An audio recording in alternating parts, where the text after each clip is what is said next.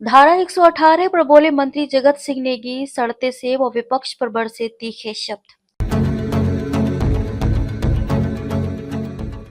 राजस्व एवं कृषि मंत्री जगत सिंह नेगी ने आज शिमला में पत्रकारों से बातचीत के दौरान धारा 118 सेब संकट और विपक्ष पर खुलकर निशाना साधा।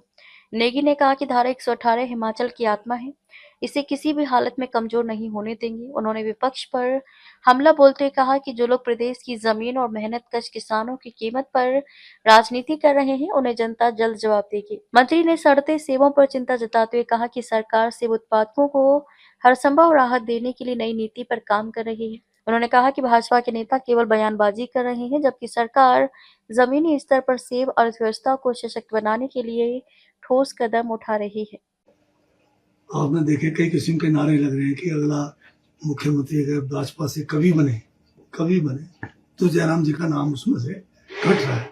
तो ये जो है लाइमलाइट में रहने के लिए रोज कोई ना कोई नए जो है बातें लाते हैं, जिसका कोई ना सिर ना कोई पैर है।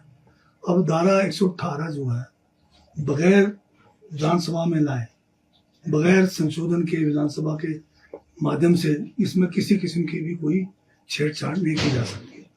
पिछले बार जो संशोधन हुआ, जिसका भी दबी जबान पर भाजपा के लोग और जयराम कह रहे हैं कि ये भी गलत हुआ, तो ये जो था कोई बहुत बड़ी इसमें कोई संशोधन नहीं था। एक छोटा सा संशोधन 118 में था।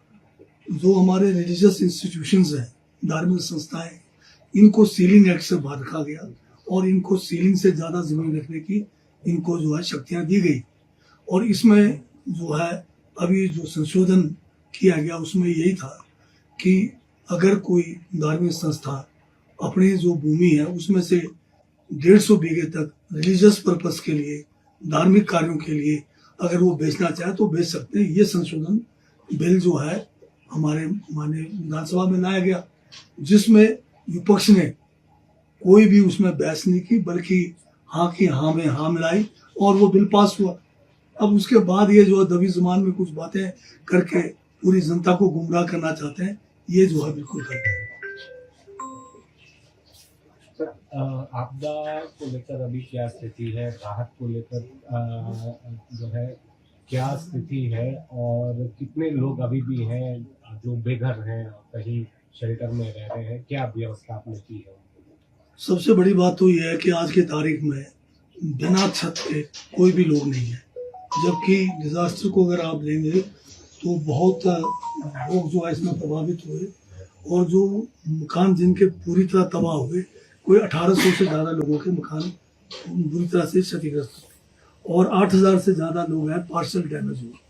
आज की तारीख में कोई भी व्यक्ति ऐसा नहीं है जो जिसके ऊपर जो है छत ना हो। वो चाहे रेंट में रह रहे हैं, सरकार ने 5000 रुपये प्रति माह रेंट देने का भी प्रावधान किया हुआ है।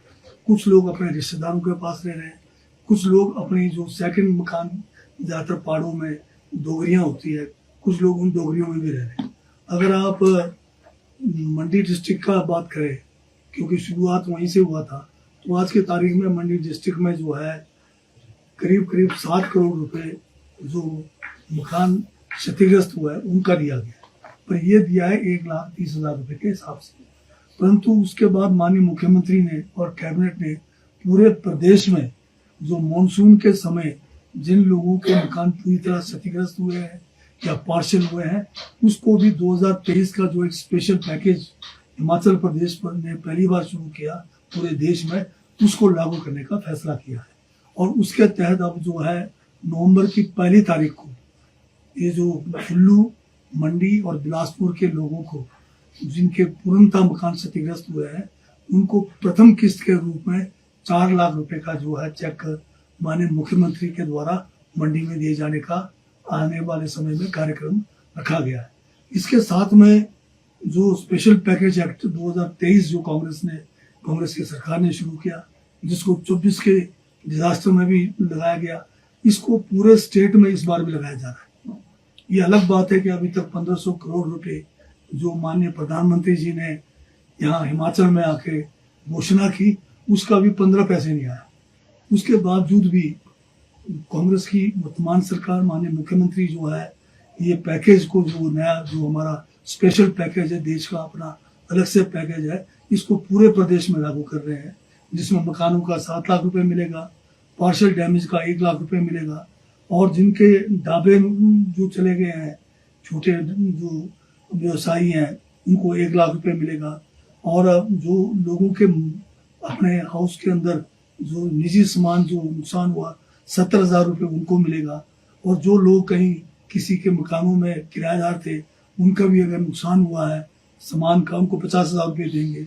और जो हमारे जो काउशेड डैमेज हुए हैं, ज़्यादातर बहुत सारे काउशेड डैमेज हुए हैं, हज़ारों की तादाद में है, उनको 50,000 रुपये दिया जाएगा।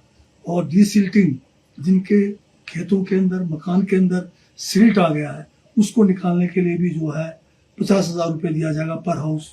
और साथ में फुली डैमेज पॉली हाउसेज है, इस बार पॉली हाउसेज भी डैमेज हुआ है, और पहली बार फुली डैमेज पॉली हाउसेज का 25,000 रुपये दिया जाएगा।